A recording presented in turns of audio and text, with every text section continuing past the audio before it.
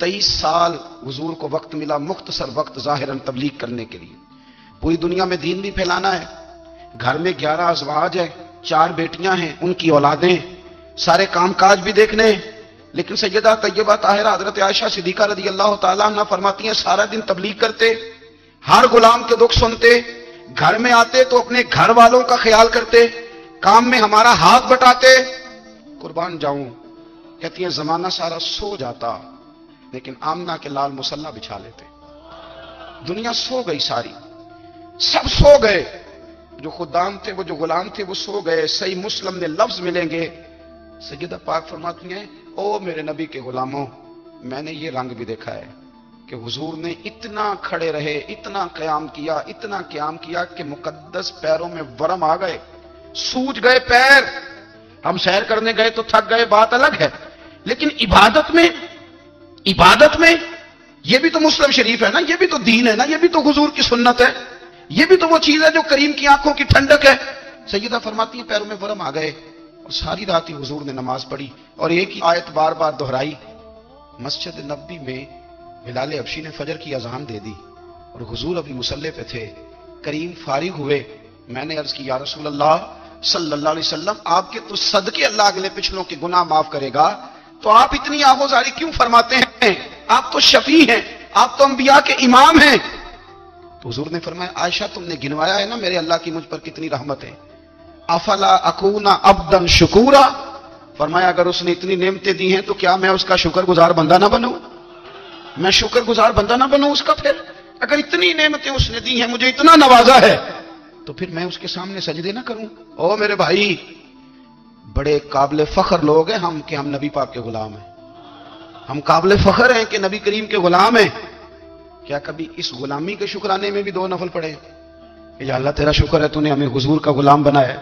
یاد رکھیں کہ اپنی روحانی زندگی کو آباد کریں، استغفار پڑھیں، تسبیحات کریں، کچھ چھوٹے چھوٹے اعمال ہیں ان کو اپنی زندگی میں حصہ بنائیں۔ ترمذی شریف میں حدیث ہے، نبی پاک صلی اللہ علیہ وسلم نے فرمایا 3 مرتبہ صبح، 3 مرتبہ شام اعوذ باللہ السمیع العلیم 3 دفعہ یہ پڑھو، اور 1 دفعہ سورۃ حشر کی آخری 3 آیات، هو اللہ الذی لا الہ الا هو عالم الغیب والشہادۃ هو الرحمن الرحیم۔ اعوذ باللہ من الشیطان الرجیم ہے نا، اس کو پڑھنا ہے اعوذ باللہ السمیع العلیم من الشیطان الرجیم۔ فرمایا 3 دفعہ اس کو پڑھو اور 1 دفعہ سورہ حشر کی 3 آیتیں، 1 دفعہ صبح اور 1 دفعہ شام۔ صبح کیا ہے، شام کیا ہے؟ تو اعلیٰ حضرت بریلوی فرماتے ہیں صبح سے مراد ہے آدھی رات ڈھلنے سے لے کر سورج نکلنے تک، آدھی رات ڈھلنے سے لے کر یعنی تہجد کا ٹائم سے لے کر سورج اور شام کیا ہے، دوپہر ڈھلنے سے لے کر مغرب کی اذان تک، یہ شام ہے۔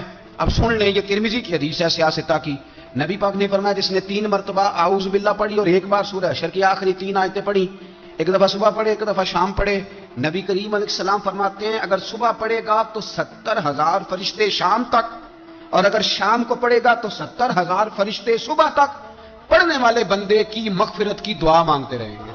چلے میں تو اس بات پہ بھی بڑا راضی ہوں کہ پہلی دفعہ اہل سنت میں ایسا ہو رہا ہے کہ وظیفہ ملنے پر لوگ نعرے لگا رہے ہیں، ورنہ وظیفہ بتائیں تو کہنے ابھی پڑھا گے پر کوئی تویز بھی لکھ چھوڑو مارا گیا۔ ایک صاحب آئے مجھے کہنے لگے جی برکت کوئی نہیں، غربت بڑی ہے، میں نے کہا سورۃ واقعہ پڑھا کر، کہتے پیر صاحب تھوڑی تکلیف کرو کو میں تویز بھی کر دیو۔ میں نے اسے کہا خدا کے بندے میں تویز دوں گا پتہ نہیں کام بنے گا نہیں بنے گا، سورۃ واقعہ پڑھ، یہ وہ تویز ہے جو مدینے والے رسول نے عطا فرمایا ہے کہ سورۃ واقعہ پڑھو تمہیں کبھی فاقہ نہیں آئے گا۔ تو وظائف پڑھیں، عبادات کریں، تیاری کریں، کچھ نیک اعمال بچائیں ایسے جن کا ہمیں پتہ ہو، جو ہمارے رب کو پتہ ہو۔ حضرت عبداللہ ابن عمر رضی اللہ تعالیٰ عنہ حضرت عمر کے صاحبزادے ہیں، مکہ مکرمہ میں ان کی قبر ہے۔ میں نے جب انہیں پڑھا تو مجھے ان سے بڑا پیار ہو گیا، لیکن آپ کو پتہ ہے وہاں جا کے کسی شخص کا مزار تلاش کرنا یا پوچھنا ایک مشکل کام ہوتا ہے۔ تو ایک دفعہ میں مکہ شریف میں حاضر تھا تو ایک گاڑی والا ڈرائیور مجھے کہنے لگا کہ مولانا میں آپ کو جانتا ہوں، مجھے آپ سے محبت ہے، ایک بات بتاؤں آپ کو؟ میں نے کہا بتاؤ۔ کہنے لگے حضرت عبداللہ ابن عمر کی قبر دیکھنی ہے؟ میں نے کہا یہ تو نہیں کہہ رہا، یہ کسی نے بندوبست کرایا ہے، یہ اللہ نے تیرے دل میں بات ڈالی ہے، یہ ہو گیا تو لے چل مجھے۔ حضرت عبداللہ ابن عمر کو نبی پاک نے فرمایا راجل صالح، یہ نیک بندہ ہے، یہ متقی آدمی۔ حضرت عبداللہ ابن عمر رضی اللہ تعالیٰ عنہ سیدنا فاروق اعظم رضی اللہ تعالیٰ عنہ کے صاحبزادے ہیں، اور ان کی ہمشیرہ سیدہ حفصہ رضی اللہ تعالیٰ عنہ حضور کی زوجہ محترمہ ہے۔ ایک دن اپنی ہمشیرہ سے کہنے لگے کہ نبی کریم صلی اللہ تعالی علیہ وسلم گھر میں آئے نا، اور اگر حضور غم امت میں پریشان نہ ہوں، طبیعت کو حشاش بشاش دیکھو، تو ذرا پوچھنا تو صحیح حضور کا میرے بارے میں کیا خیال ہے، پوچھنا تو صحیح کہ کریم کی بارگاہ میں میرا کیا مقام ہے، میرے بارے میں حضور کیا فرماتے ہیں۔ اب بہن کو کام بتائے اور بتائے بھی بھائی، اور پھر بہن وہ کام نہ کرے، یہ تاریخ میں ہوتا نہیں۔ حضرت عمر فاروق رضی اللہ تعالیٰ عنہ کی صاحبزادی ام المومنین رضی اللہ تعالیٰ عنہ فرماتی ہیں کہ میں تو بس منتظر تھی، انہوں نے تو کہا تھا نا کہ اگر تم حشاش بشاش دیکھو تو بات کرنا، لیکن حضور تشریف لائے، میری باری تھی، میرے گھر تشریف لائے، کھانا پیش کیا تو فوراً میں نے عرض کی حضور ایک بات پوچھنی تھی، تو حضور نے فرمایا پوچھئے۔ میں نے عرض کی حضور میرے بھائی عبداللہ ابن عمر کے بارے میں آپ کا کیا خیال ہے؟ نوجوانوں میری بات پہ غور کرنا، میرے بھائی کے بارے میں آپ کا کیا خیال ہے؟ تو نبی کریم صلی اللہ تعالی علیہ وآلہ وسلم نے میری طرف دیکھا اور پھر حضور زیر لب تھوڑا مسکرائے، اور بریلی کے امام کہتے ہیں کہ حضور مسکرا دیتے تھے نا تو جو بڑا دکھی ہوتا تھا وہ بھی ہنس پڑتا تھا۔ اب سوال پیدا ہوتا تھا کہ پھر تو اس مسکراہٹ کے لیے انتظار کرنا پڑتا ہوگا کئی مہینے کہ حضور مسکرائیں تو رونے والے ہنسیں، تو اعلیٰ حضرت فرماتے ہیں نہیں، انتظار نہیں کرنا پڑتا، یہ مسکراتے رہنا تو حضور کی عادت ہے۔ جس کی تسکین سے روتے ہوئے ہنس پڑے اس تبسم کی عادت پہ لاکھوں سلام، یعنی یہ تو عادت ہے حضور کی مسکراتے رہنا، اس کے لیے انتظار نہیں کرنا پڑتا۔ بھائیو آپ خیال رکھیں گے، غور کریں گے، حضرت عبداللہ ابن عمر رضی اللہ تعالیٰ عنہ کے بارے میں پوچھا تو سیدہ فرماتی ہیں کہ نبی کریم صلی اللہ تعالی علیہ وسلم نے زیر لب مسکرائے اور فرمایا حفصہ تیرا بھائی ہے تو اچھا، لیکن میں نے سنا ہے کہ عشاء کی نماز پڑھتا ہے تو فجر تک سویا ہی رہتا ہے۔ او نوجوانوں، 10 بجے تک سونے کی بات نہیں ہوئی، 9 بجے تک سونے کی بات نہیں ہوئی، 11 بجے اٹھنے کی بات نہیں۔ حضور فرمانے لگے میں نے سنا ہے کہ عشاء کی نماز پڑھ کے سو جاتا ہے اور فجر تک سویا ہی رہتا ہے، اسے چاہیے کہ تہجد کے وقت اٹھا کرے، اللہ کی بارگاہ میں حاضر ہوا کرے، آہوزاری کرے، سجدے کرے، عبادت کرے، اٹھتا ہے اور فجر میں جا کے اٹھتا ہے۔ حضرت جناب حفصہ رضی اللہ تعالیٰ عنہ کہتی ہے میں نے جناب عبداللہ ابن عمر کو پیغام دیا اور میں نے کہا میرے جوان بھائی سن، نبی پاک نے فرمایا ہے تو اچھا پر تہجد میں نہیں اٹھتا، نفل نہیں پڑھتا۔ او میری ملت کے جوانوں، مزہ نہیں آ جاتا جب ساری دنیا سوئی ہو، ساری دنیا، اور بستر بھی گرم ہو اور نیند بھی پورا غلبہ کر رہی ہو، اور اچانک گھنٹی بجے دماغ میں، آنکھ کھلے، گھڑی پہ نظر پڑے، 3:30 4 بجے کا پیغام گھڑی بتائے، اور کوئی چڑھتی جوانی والا اٹھ کے وضو کرے، اور جب وہ مصلی کھول کے بچھائے تو مدینے والے محبوب کہتے ہیں کہ ہر نماز پہ رب ثواب دیتا ہے، اور جو اٹھ کے تہجد کی نماز پڑھے اسے دیکھ کے تو رب مسکراتا ہے، جو اس کی شان کے لائق ہے، جو اس کی شان کے لائق، وہ مسکراتا ہے، خوش ہوتا ہے کہ میرا بندہ تہجد میں اٹھ گیا، وہ مسکراتا ہے۔ کاش ہماری صبحیں کبھی اپنے مالک کے نام ہو جائیں، کاش کے صبح۔ حضرت ابو الحسن رحمۃ اللہ تعالی علیہ حضرت معاذ ابن جبل رضی اللہ تعالیٰ عنہ کے پاس بیٹھا کرتے تھے، فرماتے ہیں ان سے جو پیار بڑھا تو پھر میرا مصلی سے بھی بڑھ گیا۔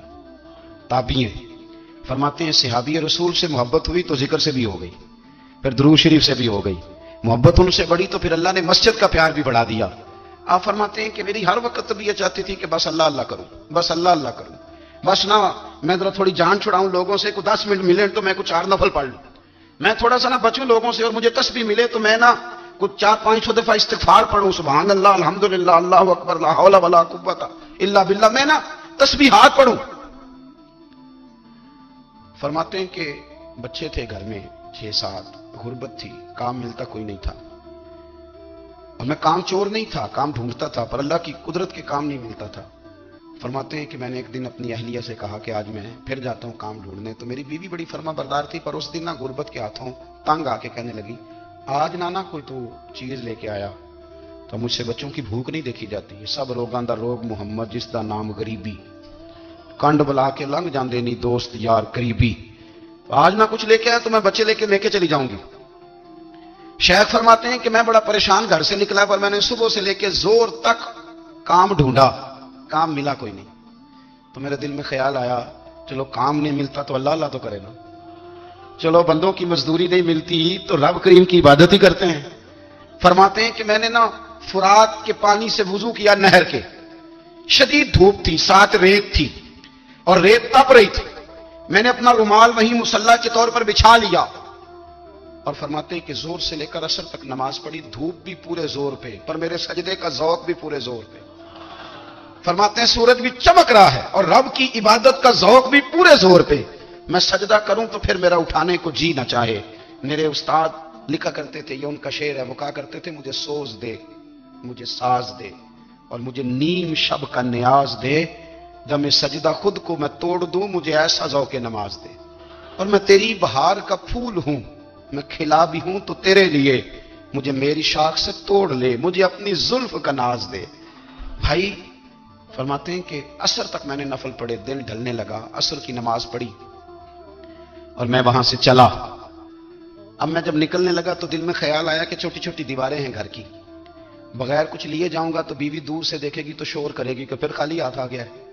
کہتے میں نے اپنے اسی رومال میں جس پہ میں نے نماز پڑھی تھی نا، رومال میں کیا عقیدہ پنجابی جسافہ کہتے ہیں، اسی میں نا میں نے کچھ ریت بھر لی کہ وہ دور سے دیکھے گی تو سمجھے گی کچھ لے کے آیا ہے، چلو جا کے اسے بتا دوں گا کہ آج پھر مزدوری نہیں ملی۔ کہتے ہیں وہ ریت لے کر جب میں گھر میں گیا تو پہلے بیوی دروازے پہ کھڑی ہوتی تھی، پوچھتی تھی خالی ہاتھ آ گئے ہو؟ آج میں نے دیکھا تو ہے ہی کوئی نہیں۔ فرماتے ہیں میں اندر داخل ہوا، سلام لیے، کونے میں نے وہ رومال رکھ دیا اور میں نے آواز دی کہ بھلی مانس کہاں ہو؟ تو وہ کہنے لگی آپ منہ ہاتھ دھو لیں، میں روٹی لے کے آئی۔ میں نے کہا روٹی کہاں سے آ گئی؟ یہاں تو کئی دنوں کے فاقے، تو کئی دنوں کی غربت ہے، یہاں تو اس گھر میں تو فقیری ہے۔ فرماتے ہیں کہ وہ روٹی لے کے آئی اور اس وقت کی جو موجودہ نعمتیں تھیں، سمجھ لیں سلاد، اچار، ہر چیز ساتھ لائی۔ میں نے کہا کہ بچے کہاں گئے؟ کہنے لگی وہ کھانا کھا کے کھیلنے گئے، آپ کھانا کھا لیں آ جاتے ہیں۔ کھانا اس نے چن دیا۔ میں نے حیرت انگیز لہجے میں ساری نعمتیں اپنے دسترخوان پہ دیکھ کر کے بیوی سے پوچھا یہ کہاں سے آیا کھانا؟ بچوں کو تو نے کہاں سے کھانا کھلایا؟ یہ سارا کچھ کیسا ہے؟ کہنے لگی پتہ نہیں آج آپ کس کریم کی مزدوری کرنے چلے گئے تھے، پتہ نہیں کس کریم کی، میرے گھر میں تو اتنی نعمتیں آئی ہیں کہ مجھ سے سنبھالی نہیں جا رہی، اتنا اناج ہے، اتنا گندم ہے، کس کریم کے دروازے آج چلے گئے تھے؟ یہ کہتے کہتے وہ اٹھی اور اٹھ کر کے کہنے لگی پہلے بڑا کچھ آیا تھا، اب کیا لے آئے ہو؟ اور جا کر کے نا اس نے وہ ریت والا رومال کھولا، کہنے لگے میں تو لے کے آیا تھا ریت، تو میرے رب نے اسے بھی سونے اور ہیرے بنا دیا تھا۔ جب آپ کی توجہ اللہ کی جانب، میرے نبی پاک صلی اللہ تعالی علیہ وسلم نے فرمایا ہر چیز اپنے رب سے مانگ، ہر چیز مانگ، ہر چیز مانگ۔ یا رسول اللہ کیا کچھ؟ میرے محبوب نے فرمایا تیرے گھر میں نمک بھی ختم ہو جائے تو وہ بھی اپنے رب سے مانگا کر، تو مانگنا وہ تجھے دے گا، تو اس کی بارگاہ میں کشکول طلب دراز تو کرنا۔ اور ترمذی شریف میں عجیب لفظ ہے، رسول کائنات نے فرمایا، رب کریم فرماتا ہے جب میرا بندہ ہاتھ اٹھاتا ہے نا تو مجھے حیا آتی ہے کہ میں خالی کیسے لوٹا دوں اس کے، اتنے بڑے بادشاہ کی بارگاہ میں۔ او بھائی لوگوں سے عزتیں تلاش کرتے ہو تو وہ کیا تمہیں عزت دیں گے؟ وہ تو کل اچھا کہتے ہیں پرسوں برا کہنے لگ جاتے ہیں۔ لوگوں کے سامنے گڈ بک میں آنا چاہو گے تو وہ تو سویرے تمہارے بارے میں کچھ کہیں گے، شام کچھ اور کہیں گے۔ اپنی روحانی زندگی آباد کریں، اپنے مسلح کو وقت دیں اور دنیا سے چھپ کر اس موبائل کو بند کر کے اور اپنے آپ سے بھی چھپ کے اور تنہا ہو کے چھپا کے سارا کچھ اپنے آنسو اپنے رب کی بارگاہ میں پیش کریں، اس کے حضور حاضری دیں۔ سنو نا ترمذی کی حدیث اور اسے یاد رکھنا، نبی پاک علیہ السلام نے فرمایا اپنے دکھ لوگوں کے سامنے نہ بیان کرنا، سیٹھوں نوابوں کو نہ بتاتے پھرنا، دنیا داروں کے سامنے جا کے نہ رونا کہ میں تکلیف میں ہوں۔ فرمایا اگر دنیا داروں کو دکھ بتاؤ گے رب تمہیں کبھی غنی نہیں کرے گا، اور لوگ ہیں کہ الٹا مذاق اڑائیں گے۔ آپ کی جس سے بڑی پکی یاری ہے نا، پکی، وہ تب تک پکی ہے جب تک آپ نے 50,000 مانگا نہیں، اور جس وقت آپ نے کہہ دیا کہ میں مجبور ہوں میری مدد کر تو پھر ختم ہو گئی دوستی۔ لوگوں کے تعلقات آپ کے ساتھ تب تک ہیں جب تک آپ ان سے کوئی ضرورت وابستہ نہیں کرتے۔ کریم محبوب فرمانے لگے بندوں کے سامنے دکھ نہ بیان کرنا، اللہ تجھے کبھی غنی نہیں کرے گا۔ تو اپنے دکھ اپنے رب کو بتا، تو دعائیں مانگ، تو اس کی بارگاہ میں حاضر ہو، تو اس کے حضور عرض کر۔ فرمایا اپنے دکھ اپنے رب کو بتا، وہ جلدی کرے یا دیر سے کرے تجھے ساری دنیا سے بے نیاز کر دے گا، تجھے کسی کا محتاج نہیں رہنے دے گا۔ اپنے مسلح کو، اپنی دعاؤں، ایک بزرگ فرماتے ہیں میں نے دعا مانگنے کا طریقہ اپنی بیوی سے سیکھا۔ دعا مانگنے کا طریقہ اپنی، سیکھنے والے تو اپنے بچوں سے بھی سیکھ لیتے ہیں، سیکھنے والے تو ہر ایک سے سیکھتے ہیں۔ وہ کہتے ہیں میں نے دعا مانگنے کا سلیقہ اپنی بیوی سے سیکھا ہے۔ حضرت وہ کس طرح؟ فرمانے لگے میری بیوی نے نا مجھے کوئی کام بتایا، کچھ پیسوں کی ضرورت کے لیے کہا، تو میں نے اسے کہا کہ بھئی ابھی میرے پاس نہیں ہے، کچھ دنوں میں آتے ہیں تو میں دے دوں گا۔ عورتوں کی عادت ہوتی ہے، وہ بار بار یاد کراتی ہیں. 2-4 دنوں کے بعد پھر اس نے کہا حضرت وہ میں نے کہا تھا کچھ پیسے، میں نے اسے کہا کہ ابھی میرے پاس نہیں ہے، کچھ دنوں میں ملتے ہیں تو میں تمہیں دے دوں گا. اس نے کچھ دنوں کے بعد پھر کہا حضور وہ میں نے کچھ پیسے کہے تھے. فرماتے میں نے ڈانٹ دیا، میں نے کہا کہ کیا تو روز مجھے شرمندہ کرتی ہے، کہا نا میرے پاس نہیں ہے، ہوں گے تو دے دوں گا، تو روز یاد کراتی ہے.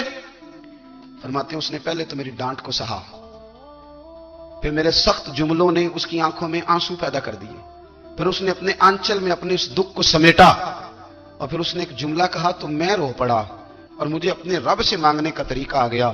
مجھے کہنے لگی حضرت جی آپ نے ڈانٹ دیا، میں نے سہ لیا، پر آپ ہی میرے شوہر ہیں، بتائیں نا آپ سے نہ کہوں تو میں کس سے جا کے کہوں. فرماتے ہیں میں رو پڑا اور میں کھل کے رویا اور میں تڑپ کے رویا اور پھر میری سسکیاں بند گئیں. تو مجھے کہنے لگی آپ کو کیا ہوا؟ میں نے کہا مجھے بھی دعا مانگنی آ گئی ہے. جب میں اسے کہوں گا نا اللہ تو ہی میرا رب ہے، میں تجھ سے نہ کہوں تو میں کس سے جا کے کہوں؟ میں کیوں کسی بندے سے سوال کروں؟ میں کیوں کسی دنیا دار سے کہوں؟ میں تیرے بندوں کا نیک بندوں کا وسیلہ لے کے تیرے محبوب کی غلامی لے کے تیری بارگاہ میں آیا، تجھ سے نہ مانگوں تو کس سے مانگوں؟ سمجھ آ گئی ہے. جب میں اس رنگ میں مانگوں گا تو میرا رب میرے اوپر بڑا ہی فضل فرمائے گا، وہ میرے اوپر بڑی رحمت کرے گا، وہ میرے لیے آسانیاں کرے گا. عزیز دوستو ہم اس طرح کرنے لگ گئے ہیں کہ ہم نے نا اپنے تعلقات پر اعتماد کرنا شروع کر دیا ہے. میرے تعلقات بہت ہیں. ہم نے اپنی دولت پر اعتماد کرنا شروع کر دیا ہے. میرے پاس دولت بہت ہے. ہم نے اپنے علم پر اپنی شہرت پر اعتماد کرنا شروع کر دیا ہے کہ میرے پاس فلاں چیز بہت ہے. یاد رکھنا جب بے نیاز اپنی صفت بے نیازی دکھاتا ہے تو بڑی بڑی دولتوں والے مجبور نظر آتے ہیں. بھائیو جب انسان کا رشتہ اپنے مالک کے ساتھ ہوتا ہے پھر تو غم بھی کچھ نہیں کہتے، پریشانیاں بھی کچھ نہیں کہتی، پھر تو زندگی صبر والی، پھر تو زندگی توکل والی، پھر تو زندگی بھروسے والی. پھر انسان اپنے آپ کو رسوا نہیں کرتا، دنیا داروں سے امیدیں اس کی ختم ہو جاتی، امیدیں اللہ رسول سے لگا لیتا ہے، مضبوط ہو جاتا ہے، مضبوط طاقتور ہو جاتا ہے، خوددار ہو جاتا ہے، باوقار باعزت ہو جاتا ہے. حضرت بہلول دانا رحمت اللہ علیہ بیٹھے تھے تو ہارون رشید حج کر کے آ رہا تھا، تو رستے میں حضرت شیخ سے ملاقات ہو گئی تو السلام علیکم کے بعد کہنے لگا حضور کوئی حکم ہو تو بتائیے گا. تو حضرت بہلول دانا فرمانے لگے تیرا رب کون ہے؟ اس نے کہا اللہ. تو فرمایا میرا کون ہے؟ کہا اللہ. فرمانے لگے تو بڑا ہی بیوقوف ہے، کیا تو یہ سمجھتا ہے کہ رب ہارون رشید کو تو دے گا اور بہلول دانا کو بھول جائے گا؟ تیرا بھی وہی رب ہے، میرا بھی وہی رب ہے. اس نے اگر تجھے دے کے آزمایا ہے تو ہو سکتا ہے مجھے نہ دے کے آزما رہا ہو. جب اس کی حکمت کے تقاضے ہوں گے تو عطا کرے گا اور دے گا. تو جا اپنا کام کر. بھائی اپنی روحانی زندگی، اپنی عبادات، اپنے وظائف، اپنے روزمرہ کے معاملات، اپنی دعائیں، اپنا استغفار، دیکھو کوئی مشکل کام تو نہیں. 2 رکوع ہیں سورہ واقعہ کی، اگر رات کو پڑھ لی جائے تو. میں کس طرح یہ بات بیان کروں کہ تعویذ بانٹنا آسان ہے اور وظیفہ بتانا مشکل ہے.